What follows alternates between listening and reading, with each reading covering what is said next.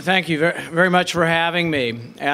Catherine neglected to mention one thing. I'm not a newcomer to AAPS. I've been a member since 1990. I think. It could have been when I was in medical school, but I know I'm at least since 1990.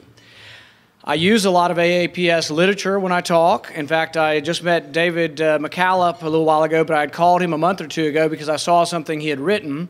And I know your last speaker talked about this, so I won't go through all the details, but when we talk about the uninsured, the 46 million, I use David's statistics a lot on who they are because I think it's important in driving the debate.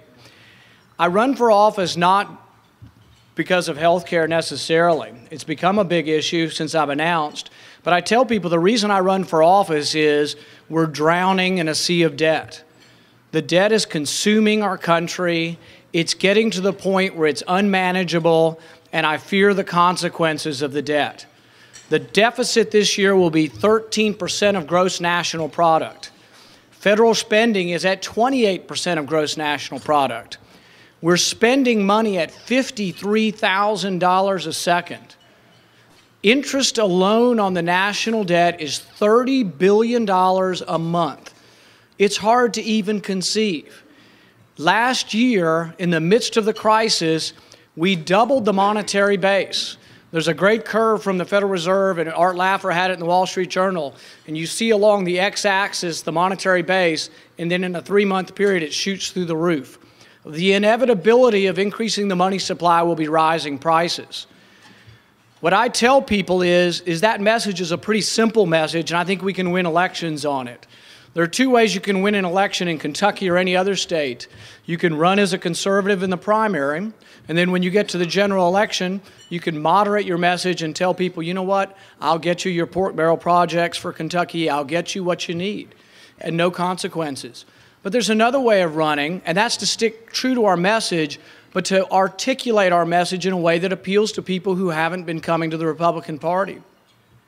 If we tell them that big government leads to debt and debt leads to rising prices, who gets hurt worst by rising prices? Those on fixed income and those who are of the working class. Where have they been going? They've been going to the Democrat Party. We get them back by being honest. There are also people in the middle, independents and moderates, who have given up on Republicans because they just say, oh yeah, you just want to cut taxes for the rich. Well, the Republicans get about an A+. Most time they have reduced taxes for everybody, but they get blamed for just doing it for the rich. But I say they get a C- for federal spending or cutting spending. I used that the other day, and someone came up to me and says, you're wrong, it's an F. You know, Republicans haven't done a good job, and so we lost our believability as fiscal conservatives. And there truly are some people that are deficit hawks out there, voters, who have given up on us as a party because we're no longer believable on the deficit. I say we have to become so. Other things I talk a lot about is I think we need term limits. I think the longer they're up there,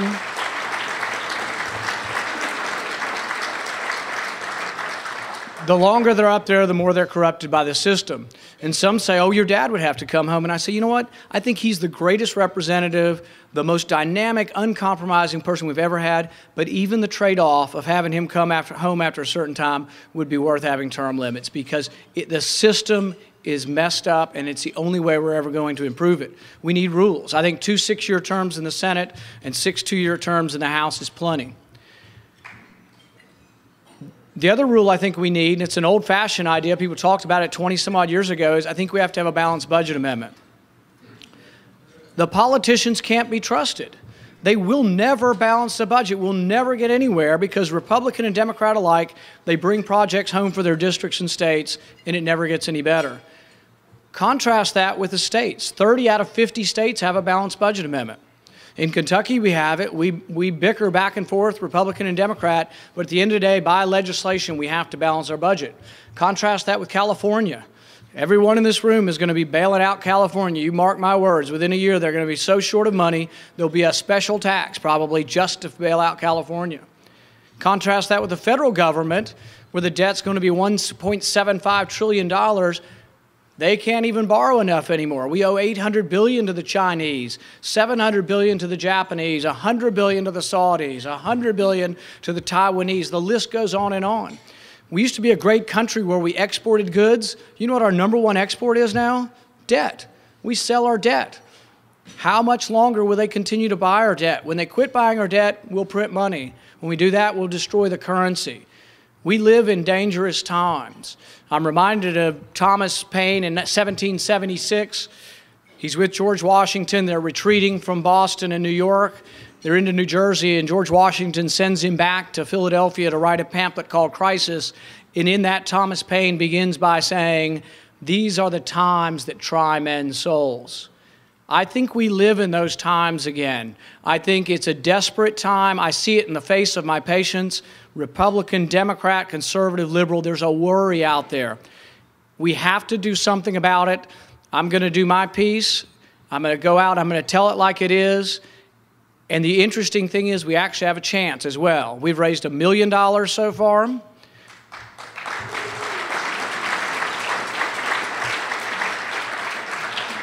We have 13,000 individual donors, average donation under $100. I get letters every week from people who send me $20 and say they believe in the cause so strongly when they get paid again in 2 weeks, they'll send again. That's the kind of movement we have going on out there, and it's a big movement, and this is a chance. We've had one poll in my race, and I've only been doing this for 3 months, and we got 25% in the establishment choice that the National Senate Republican Committee's coming to my state, and they're going to try to push him on everybody, only got 36%. And he's been campaigning for 8 years. We have a real shot at winning this. $1 million's not enough. It's going to take $2 million at least probably to win this race, but it's a lot easier than New York or California that takes 40 or 50 million to be competitive. $2 million will be very competitive. One quick note about health care. I won't go on with all the details because I think we're all somewhat on the same page and have heard the same things. But I was on Glenn Beck recently, and we were talking about it, and there had been this discussion about death panels. And everybody wants to say, oh, that's just ridiculous or ludicrous. Well, I came across a letter, and some of you have probably seen this, but it's from the state of Oregon. It's a letter from Medicaid in Oregon, and it says, sorry, Mr. Jones, your chemotherapy is too expensive for us to pay for. We've deemed that you're just not worth it. But as a consolation, you are eligible for assisted suicide. So I don't think we're necessarily going to pull the plug on Grandma. What I tell them is we're just not going to plug her in to begin with. It's really going to be about not rationing, cost containment. That's the better word. But it will come. They've got it in England. The NICE Commission, you're worth $26,000 in medicine. A dime over that, you've exceeded what you're worth. You're worth a statistic. You're worth a monetary amount. There is room, and one thing I am talking about that I think everybody in this room understands, but I'm talking about it more and more because I think we as Republicans need to have a vision for reform, is that we need to make health insurance more like term life insurance. If I have a heart attack today, I have a $5,000 deductible, but it's going up at a rate of 17%, and even I'm not happy about the price of my insurance.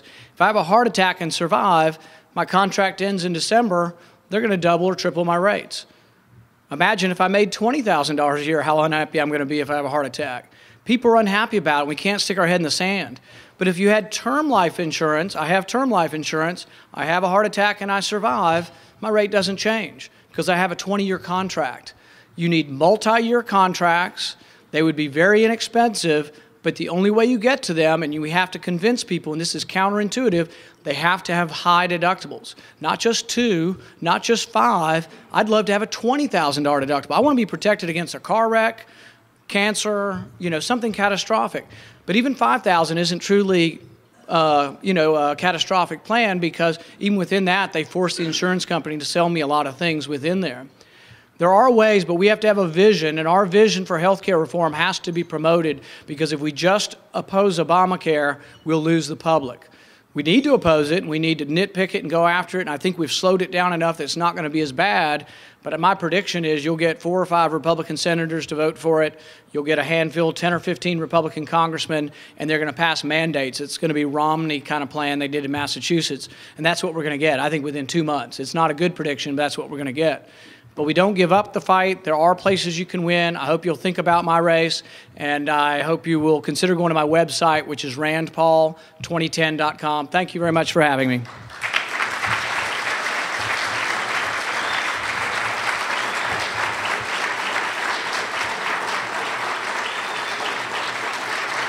Thank you.